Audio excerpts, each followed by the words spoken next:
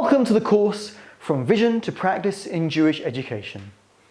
My name is Alex Sinclair and I'm delighted to be your guide for this coming semester. Before we begin, a few words about myself.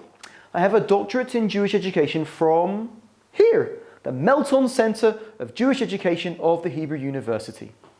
My doctorate was on the teaching of Bible, and that's been a major focus of my teaching and educational work since then. In particular, thinking about how to teach Bible in different ways depending on one's guiding vision.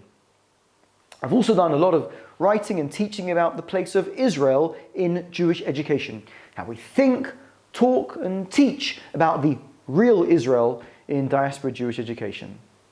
I taught for many years at the Jewish Theological Seminary of America in New York, and for the past few years I've been one of the leaders of a major project providing strategic and educational consulting to small Jewish communities in Europe.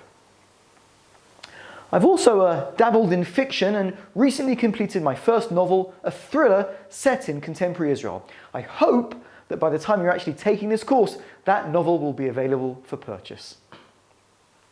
Oh, and I live in Modi'in, about halfway between Tel Aviv and Jerusalem. As this course continues, we'll no doubt revisit a lot of those themes, and I hope to be able to bring my own wisdom of practice into the conversation, the successes, and no less importantly, the failures. But that's enough about me for the time being. Let's hear a little bit about you. Why don't we do a quick go-around of names, and you can share who you are, where you come from, and why you're interested in this course. Why don't we start with you? Just kidding! This is an asynchronous course. Duh. You're watching this video several months or maybe even years after it was videoed, so you can't answer me back in real time. But on a certain level, I'm not actually kidding.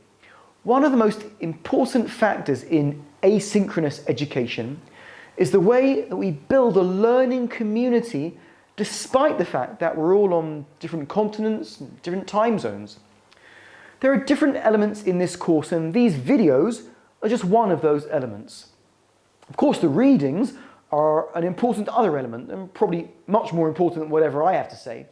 But no less important are the forum exercises, in which I'll get to know you, you'll get to know me, and you'll get to know each other. I'll talk more about this in video 2 of this first week. Okay, in a few moments I'll take you through an outline of the entire course, but before we do that, let's dive straight in and start thinking for a few moments about vision. We're going to do that through one of my favourite metaphors about vision, one that was suggested by Professor Seymour Fox, Zichrono Livracha. I'll talk more about Fox in the third video clip in this unit, but let's have a quick look at a couple of sections of his essay now. What do the following 3 items have to do with vision? We have here a bottle of the finest cognac, kosher of course. Next, some supermarket grape juice, delicious and nutritious, every child's Pesach favourite. And finally, Kool-Aid, a rather disgusting American grape-flavoured beverage that is basically a mixture of water, high fructose corn syrup and food colouring. Cognac, grape juice and Kool-Aid. What do these 3 items have to do with vision in Jewish education? In an interview given in 1997, which was transcribed into a short booklet entitled Vision at the Heart, which is one of the readings for this first lesson, Fox was asked, "You've made the claim that every educational initiative should be guided by a clear and well-developed vision. But what may seem self-evident to you is not necessarily obvious to everyone.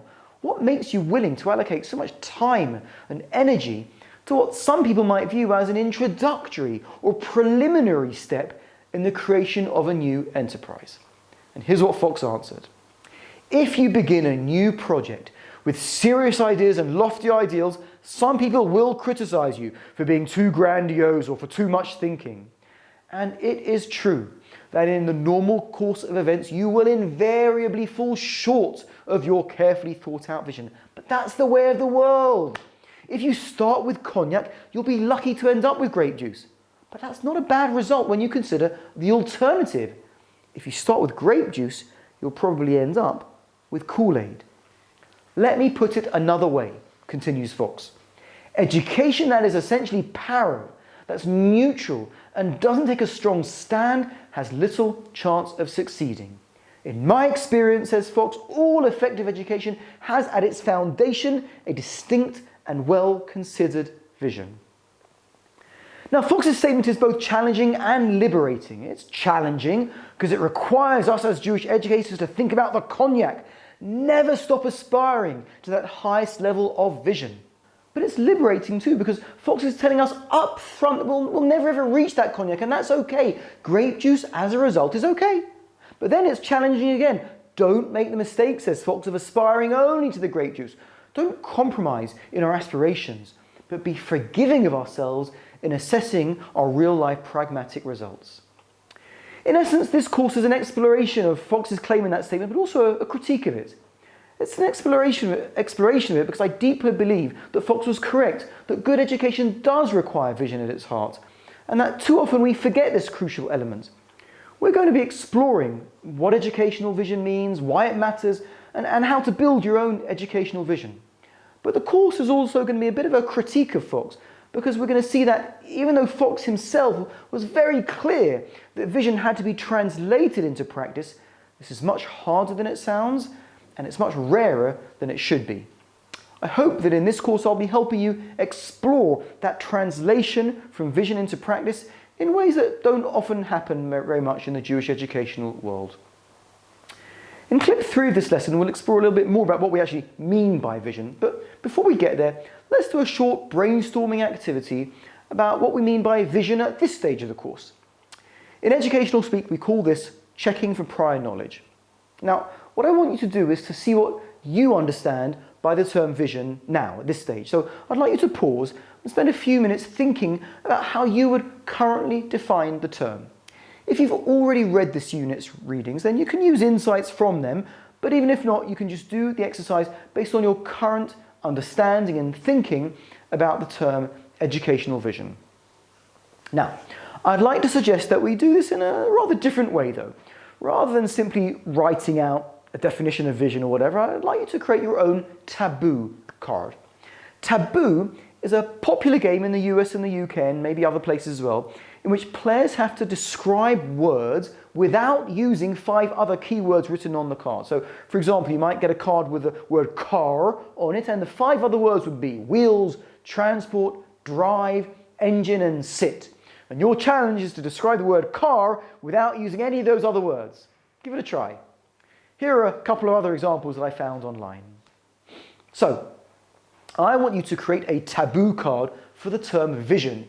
In other words, what are the 5 other words or terms that are so deeply connected to the core idea of vision that you can't define vision without using them? Now, don't cheat and write words like sight or whatever. I'm talking about educational vision in the sense of this course. Please follow this QR code to add your own taboo card. I'm looking forward to seeing what you came up with.